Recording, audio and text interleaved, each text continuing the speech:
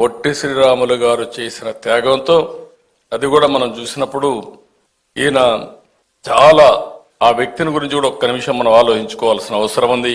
చరిత్రలో మీరు ఒకసారి చూస్తే అభివృద్ధి చేయడం, అక్కడి నుంచి మళ్ళీ రావడం, మళ్ళీ అభివృద్ధి చేయడం, ఇది ఒక విధంగా చరిత్రలో మనకు పడిన ఇబ్బందులు కూడా ఇవన్నీ కారణాలు. దానిపైన కమిటీ వేసి మళ్ళీ పెండింగ్ పెట్టాడు నెహ్రూ గారు. అవన్నీ పెండింగ్ పెట్టిన తర్వాత మీరు ఒకసారి చూస్తే పొట్టి శ్రీరాములు గారు చేసిన త్యాగంతో అది కూడా మనం చూసినప్పుడు ఈయన చాలా ఆ వ్యక్తిని గురించి కూడా ఒక్క నిమిషం మనం ఆలోచించుకోవాల్సిన అవసరం ఉంది. 1901 మార్చి 16న మద్రాసులో గురవయ్య మహాలక్ష్మమ్మ దంపతులకు జన్మించారు పడమటి పల్లిలో. ఆ పల్లి ఇప్పుడు కూడా మీరు చూసినప్పుడు ఆ డీటెయిల్స్ అని చూపించారు కానీ చెప్పలేదు. స్వాతంత్రం కోసం పోరాడాడు.